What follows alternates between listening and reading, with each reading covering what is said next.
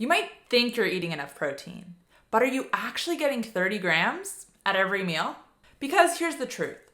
Most people who think they're crushing it with protein are falling way short.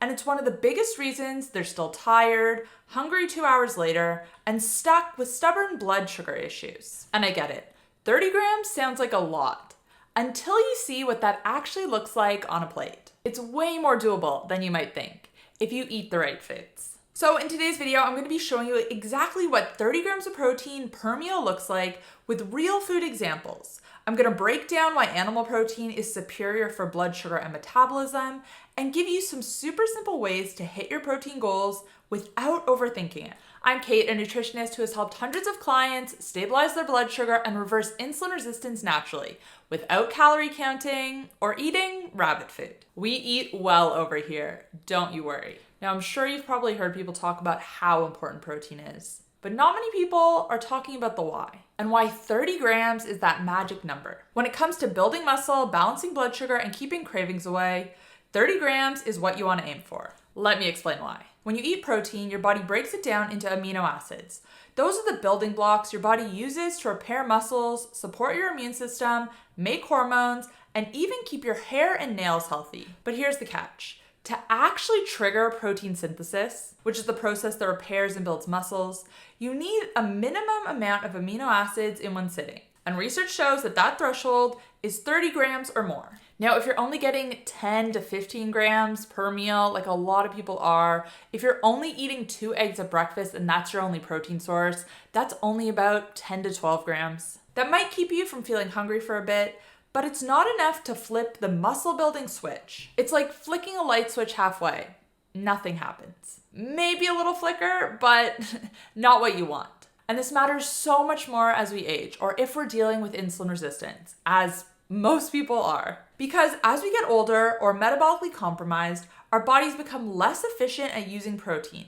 So we actually need more to get the same benefit. Plus, protein has next to no impact on your blood glucose, unlike carbohydrates, which spike blood sugar the most. When you eat enough protein at your meals, it also slows down digestion and keeps you fuller for longer. This helps to keep you off that blood sugar roller coaster that leads to cravings and crashes. There was even a study published in the Journal of Nutrition that found people who spread their protein evenly across all meals, about 30 grams at breakfast, lunch, and dinner or more, had 25% higher muscle protein synthesis rates than those who ate most of their protein at dinner. That's huge. And eating protein and building and maintaining muscle is about more than aesthetics. More muscle means better insulin sensitivity, which means your body can actually handle carbohydrates better without sending your blood sugar on a wild ride. So this isn't just a gym bro rule. 30 grams per meal is one of the simplest ways to optimize your metabolism and also manage your blood sugar and keep you full and focused all day long. Now, let's talk about why the type of protein you choose matters. Because 30 grams of protein from chicken or beef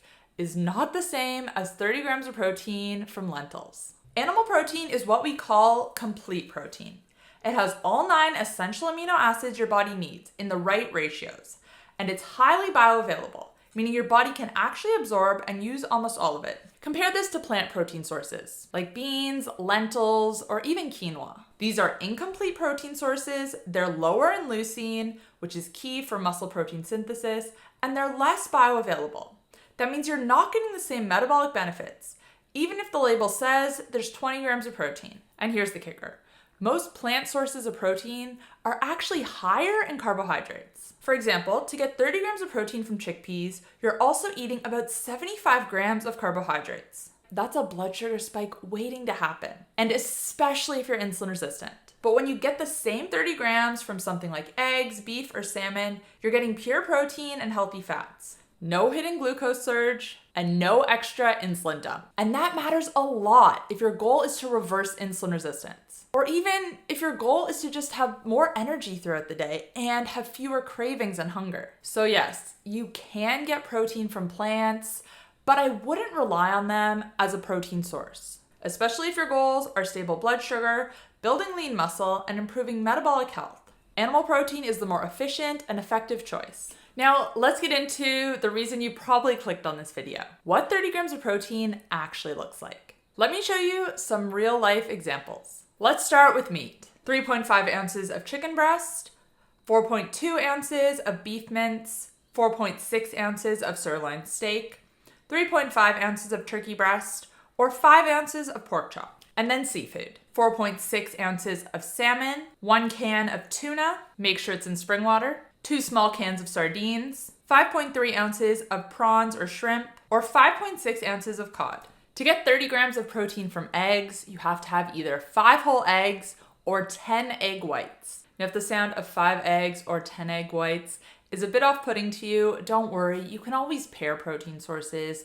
Eggs with sausage, eggs with bacon, eggs with steak, even pairing it with cottage cheese or another form of dairy. You don't have to get all of your protein from one source. You can combine. And speaking of dairy, 30 grams of protein looks like 200 grams of cottage cheese, 300 grams of plain Greek yogurt, 120 grams of hard cheeses like cheddar or Swiss, or 75 grams of Parmesan cheese. Now, if you're still struggling to hit your protein goal, then adding in a quality whey protein shake can be beneficial. 1 scoop is usually about 25 to 30 grams of protein. And if you're looking for a good whey protein that doesn't have any added sugar, fillers, or artificial sweeteners, I'm gonna link to my favorite in the description box down below. It's surprisingly hard to find a good protein powder, but it's so important because you don't want the sugar and all that extra junk. And if you're wondering where to get high quality animal protein, the kind that's grass-fed, free of hormones, and tastes delicious, let me put you on to what I use myself, Butcher Crowd. They make it ridiculously easy to stock your freezer with premium cuts of beef, chicken, pork, and wild-caught fish, all sourced responsibly, flash frozen for freshness, and delivered on your schedule. Seriously, I've been using Butcher Crowd for years, and I cannot recommend it enough. It saved me so much time at the grocery store, and I know I'm getting meat I can trust. And if you also use code HCK15 at checkout, that's gonna save you 15% off your first box. Now, if you're a little bit worried about the subscription model and being locked in, don't be. You can change, pause, or cancel your subscription at any time. So head to healthcoachkait.com/butchercrowd to check them out. That's available Australia only. And I'll put that link in the description box down below as well. Now, before we move on, let's quickly cover some of the most common mistakes I see people make when it comes to getting their protein in. The first is trying to get all of their protein at one meal. Now, I know that OMAD or 1 meal a day has become popular in the last few years. And yes, intermittent fasting is extremely beneficial, but protein is one of the reasons why I don't think OMAD is sustainable long-term. First off, it's difficult to get enough protein in to meet your needs for the entire day at one meal. And if you are able to actually get it all in at that meal, your body isn't able to use it as efficiently. Now, OMAD can be good as a short-term strategy. If you have a lot of weight to lose, if you are very insulin resistant, then yes, the pros of more fasting might outweigh the cons. But honestly, I find that most people are better off eating 2 to 3 good meals per day, splitting their protein up, not snacking in between, and if they want to incorporate fasting, doing a 24, 48, or 72-hour fast every month or every couple of months. Same benefits, but more sustainable long-term. The next mistake I see people making is thinking that peanut butter is a source of protein. Spoiler alert, it's mostly fat. You need about 7 tablespoons of peanut butter to hit 30 grams of protein, and you'd be consuming almost 700 calories. The next mistake I see people making is relying too much on snacks and gimmicky protein foods. Those high protein granola bars or shakes, they're usually packed with sugar and low quality protein isolates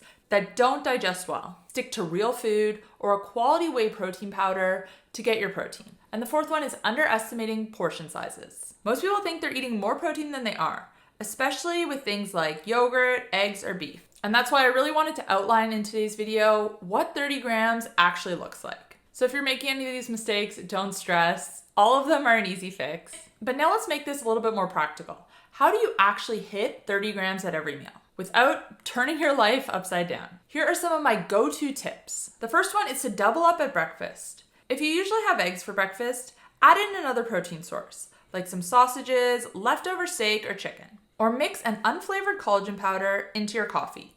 That'll give you an extra 10-gram boost. You can also use protein add-ons. Whey protein, bone broth, collagen powders, Greek yogurts. These are easy to mix and match and add a little boost of protein to every meal. And the final tip is to build your meals around protein first. Quality animal protein should be the center of every meal. Start with your 30-gram source, then add fat like avocado or olive oil, and then your veggies. Reverse engineer your plate. And honestly, once you shift your mindset to protein first, it becomes automatic in no time. You'll start noticing how much more energy you have, how steady your blood sugar feels, and how much easier it is to hit your goals. So here's the bottom line.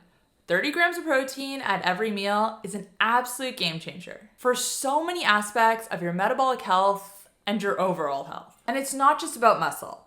It's about energy, blood sugar stability, and supporting your metabolism, especially if you're dealing with insulin resistance or trying to lose fat. You don't need fancy supplements or complicated tracking apps. You just need real high-quality protein and a bit of consistency. Start thinking in meals, not just macros. Build your plate around 30 grams of animal protein and you'll start noticing results way faster than you expect. Now, if you found this video helpful, I have a whole bunch more that you might like as well. I touched briefly on protein boosters or hacks to increase your protein at every meal, and I do have a full video covering those, so I'll link that on the screen and you can check that out afterwards. And I want to hear from you guys. Let me know in the comments what your go-to protein source is. What is the source of protein you eat most often? And don't forget, if you want high-quality protein delivered directly to your door across Australia, Butcher Crowd has got you covered. That link will be down below. Thanks guys for watching, and I'll see you in the next one. Bye.